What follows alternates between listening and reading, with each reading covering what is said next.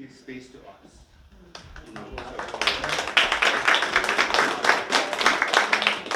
So for those who don't know me, my name is ISSA NYAPHAGA. I was born in Cameroon, and I've been living in Santa Fe since 2009, and I'm in and out. And I came for a residency program. I was giving a John Michel Fellowship. This is one of American iconic painters. And so I didn't know where Santa Fe were. So when I came, I never left. I was just going to be here for 3 months. Then I started taking wheelchair with the support of the community here when I started my organization. And then we moved on to water. And then 12 years ago, we started a radio station. And then Radio Taboo is a community radio station. We broadcast in 10 languages. We've been broadcasting now for 8 years. We have reached about 1/3 of a million people. But early this year, our energy supply got sabotaged. We only broadcast from solar energy. And we have a lot of support, so I wanted to name my partners. We have a CC Tadford Foundation who's supporting this project, and CC African Kitchen. She's the one who's making the snack that you're going to have. She's waving over there. And so we have Mitia Kayeta is a children's book that I illustrated, and then Nancy Perez Fougere, it was a childhood story that that I illustrated, so she's going to be speaking a little bit. So we have a table there, and then she and my publisher, Alamo Bay Press, are giving 100% proceeds for Radio Taboo. So you can pick up a book and make some donation. I wanted to thank Nancy King, who's going to tell you a story today. And I am very honored to be performing with ISSA. She's going to explain what she's doing here in the community. And then I want to thank my fiscal sponsor, Center for Emerging Diplomacy. So it's a local charity organization, because you know that for those Americans who support terrorism who is abroad, the government doesn't want you to give money to any organization. So Center for Emerging Diplomacy is handling the funds, so they are the one who receive funds and hand it to us, so the big brothers doesn't think that we're funding terrorism or something. So Uncle Center for Emerging Diplomacy. I don't know if Barbara is going to come and say something in a bit, and what am I forgetting? I think we're going to bring more names. So Herman is here also, supporting digital media, but he wanted to make a performance, so I'm very honored. And thank you very much for being here, for your time and your dedication, your trust to Radio Taboo, because today we need, more than ever, we need information and education. And as you guys know, I don't know if you heard the BBC audio documentary that was made about our station. I grew up very poor. I didn't have running water. I walked to places and I saw diseases taking people many bodies a day, and living in the United States today, I felt like I needed to do something. I'm self-sufficient, but those who still crawling and can't walk, we need to send them some support and some help. So this is why I'm doing it, and thank you so much for supporting. I won't tell you about the awards that we have doing this work for over 20 years, but we can discuss that later. So the information for Radio Taboo is not here yet, but I'm bringing it.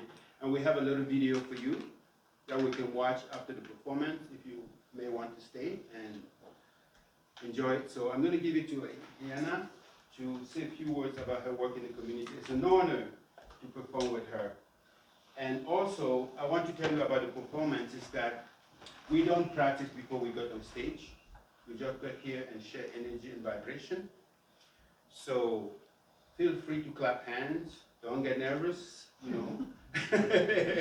Enjoy the moment, and just, it's like life, because if we have to come back another day to perform again, everything will be different, and then that's life. So, and thank you very much for honoring us with your presence and all your support. Thank you. Yana,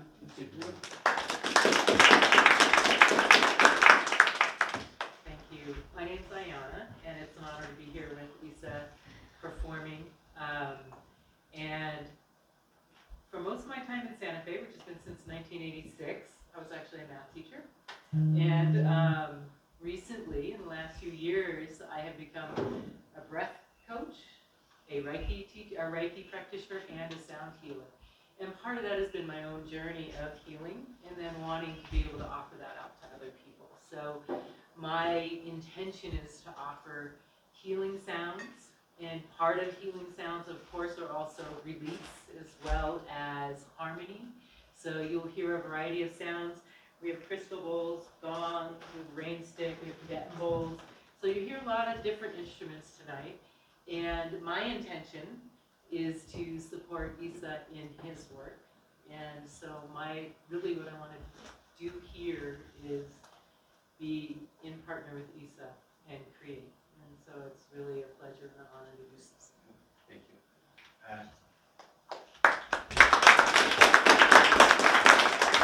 Nancy, you want to come and present yourself and tell us about.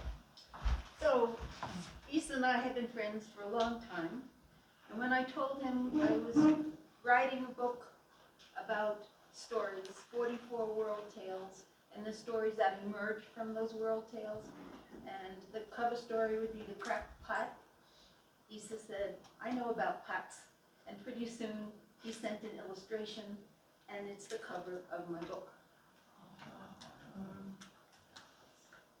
And ISSA and I are going to be telling stories at I started to say the crackpot, Collected Works on December 11th at 6:30. There will be 6 storytellers, and we are 2. And I should tell you one thing about ISSA. He's going to tell a story there about holidays, and he came to me and he said, he doesn't have a story about holidays. And I said, I don't know why you're lying. And then in the next hour and a half, not only had a story, but it was the whole reason how we came to stay in Santa Fe. Hint, hint, it was partially a woman.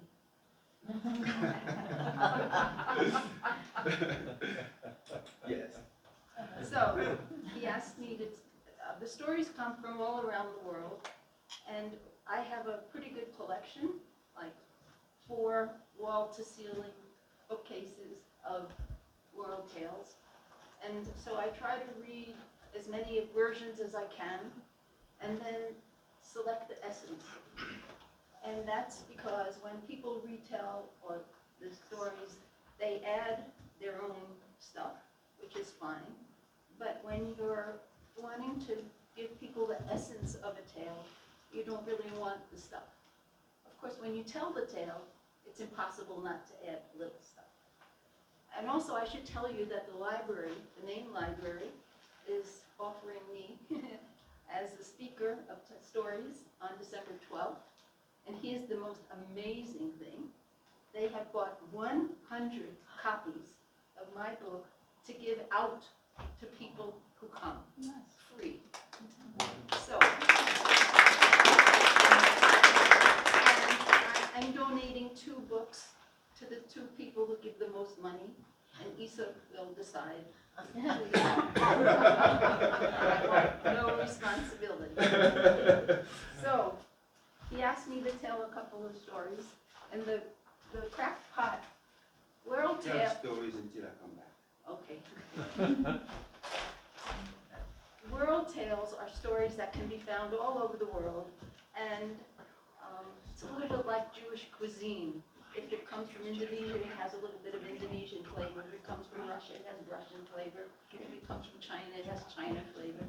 And so the same thing with world tales. For example, people who are interested in this sort of thing, there are over 450 versions of Cinderella. So if I tell you the story and you say, oh, I know that story, that's absolutely fine. This version happens to be an African version. And one of the interesting things about stories from Africa is a lot of them were collected before colonialism. And so the people who collected the stories didn't give the tribes any credit. So a lot of stories are just labeled African.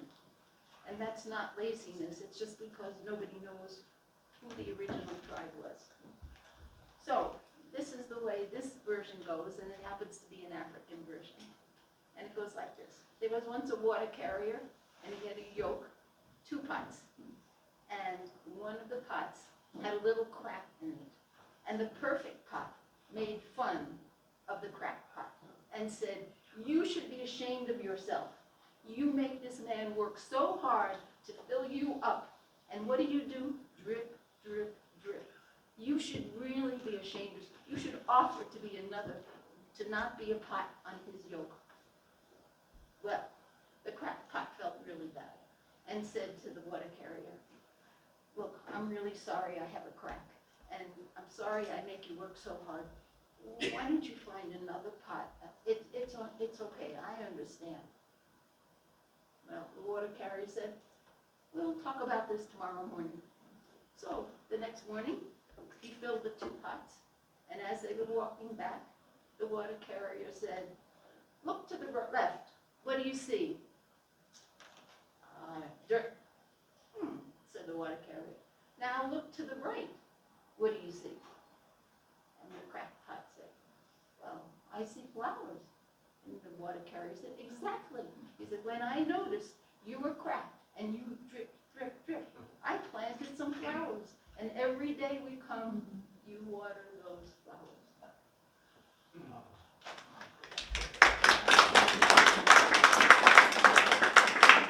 And while I don't believe in telling morals of the stories or telling you what to think, because of course you have your own meaning, I can tell you what the story means to me, and that is, in this crazy world, it's a story about something that's cracked, broken.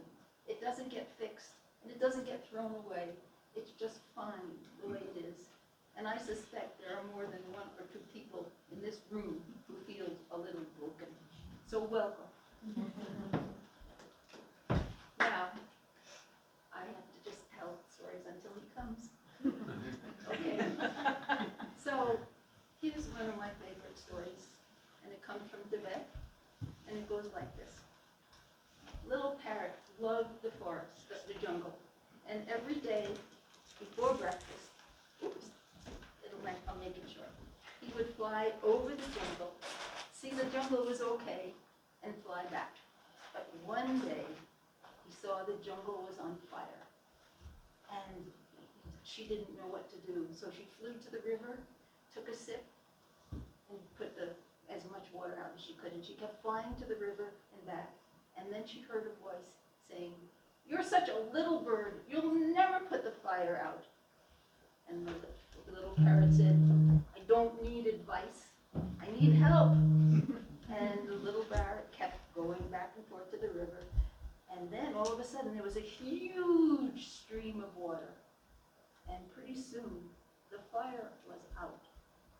And little parrot looked up to see who had helped, and she saw it was Eagle, and she said, "Oh, Eagle, thank you so much."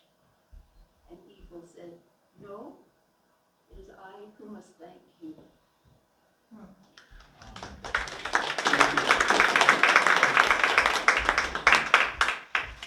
Thank you, Nancy. Cynthia. Oh, I should say I have some books near their books if you're interested. Okay. Cynthia, you want to come? Me? Yes, Okay. please. I should put this down like they do on the wheel. Okay. Yeah. Yes. What do you do?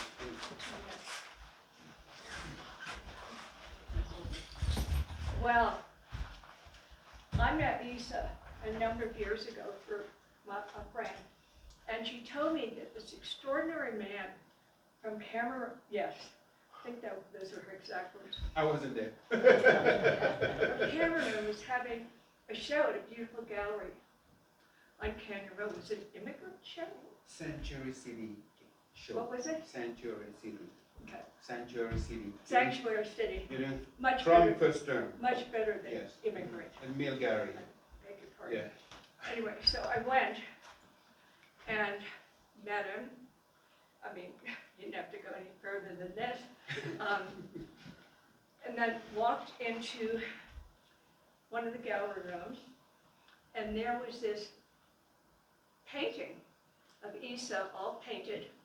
Like that was your painting, right? All painted all over his body. and his hands up like this. And I grabbed him. I hope I didn't just grab him. And said, you must stand in front of this. So I'm getting it all set. And my friend Artis said, look behind you. And there were about 12 people with cameras set to take the same photo. So this is it. And I'm donating it for Radio. I know, I remember that. Yeah. I'm 23 and he thinks I've lost my memory. I have lost my memory and I'm not 23. Anyway, so Radio Taboo. Yeah. So anyway, so there's a silent auction, and whatever you want to bid, it's fine, but it goes to Radio Taboo. About 75% to me. No. I told you. So it will be over there. Thank you. You're Cynthia. extraordinary. Thank you. Thank Bid.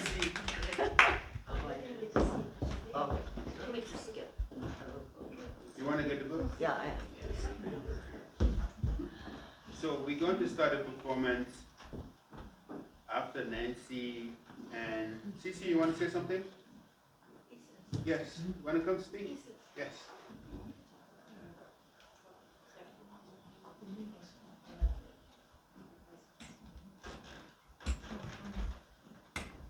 Hello, everybody. And welcome. Nancy, come. Yeah, you come. You start first. Oh my goodness.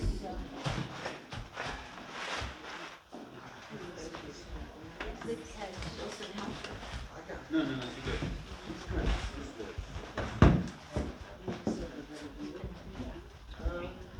Welcome, everybody. It's nice to be here. I'm from Cameroon. I met ISSA 16 years ago when ISSA first came to New Mexico as a student at SAP. Yeah, Santa Fe Art Institute. And a friend called me and said, oh, there's this Cameroonian guy who was a political prisoner. Troublemaker. Yeah. Who was a political prisoner in Cameroon. And he's here in Santa Fe and they're going to be interviewing her on the radio. Would you like to meet him? I said, of course, I would love to meet him. And I met ISSA shortly after that event. And I hosted his first fundraiser to raise funds to help people with disability in Cameroon to get wheelchairs. And I got very involved with that because I also have one leg. I grew up in Cameroon. I remember I used to crawl on the streets, so I knew what it meant for people to be able to get a wheelchair or any form of medical assistance to get around. So that's how ISSA and I connected. And through the years, ISSA has done so many wonderful things to help people in Cameroon. And I've always supported him in what he does.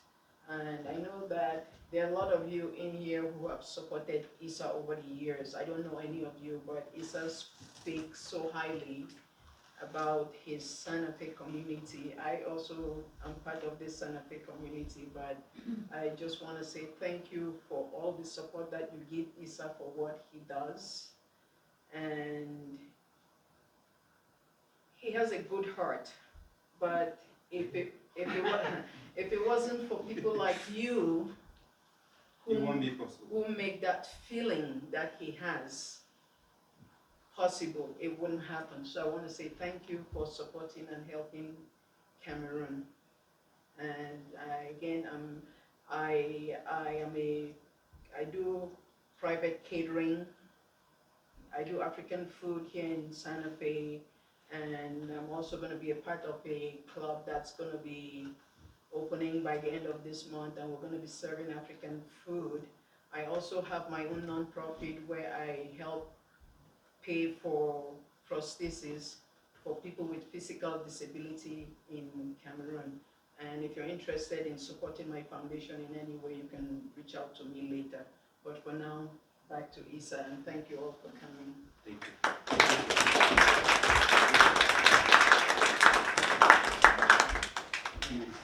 Hi, I'm Nancy.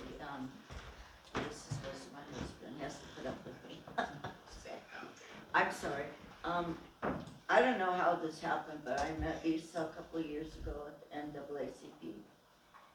And there's a connection there, and I was telling him the story when I was 7 years old about my tia Caita that would come and visit us in Compton, California. That's where I grew up.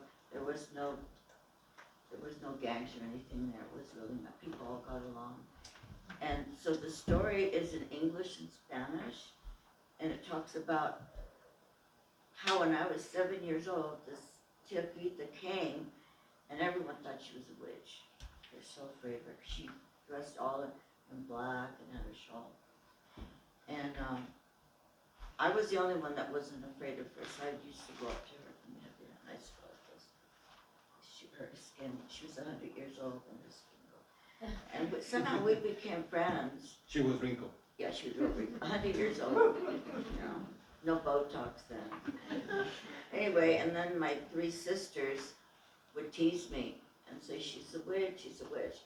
So somehow we connected, and what I learned is that you can't judge people by the way they look. And she ended up being a very important person in my childhood who taught me about magic, and that we all have little children, we all have that magic within us, you know, and that just having this story right now means a lot to me because you know what's going on in the world with little kids and stuff, and it's in English and Spanish, and it's also going to be in French, right? Yes. So They already have Lupita's in French, they have it in French. okay, so Lupita's going to be Mademoiselle. But I couldn't have done this without Issa's illustration. To this day, I don't know how the book came about, do you? I don't know. It just happened. That human energy, that frequency. And my husband has helped me to promote, and all of the money will go to Radio Taboo. And also, he has an artist friend, is it Kimmy? Yes. She did I thought what it would be nice is to do a puppet show with all the characters in the book. So that's my next goal, is to do the puppet show and tell the wonderful story about my tia Caita coming to visit us and how she ended up showing us that you really can't judge what a person looks like. It's what's in there. Thank you, Nancy. So, sometimes people say that, you need to be rich so you can support other people. The way I want to introduce to my social work is that if there is something for one person, you can make room for 2. So as a man says, if it's for 2, you can make room for 3. So 3, you can make room for 4. So it's all about not having money, but about mindset. Because you don't only give resources such as money, you can give a smile, you can give attention, you can share with your friends, you can give advice, you can just listen. That's also the way you support. So it go in any directions. We only see the money issues, but in anything I do, because I do artivism, I draw power from creativity, from art, and to address also issues, so that's the concept. So I'm going to call my dear friend Barbara Johnson. And so Barbara Johnson is one of the acting member of Center for Emergent Diplomacy. And then this lady has done a lot. Watch this.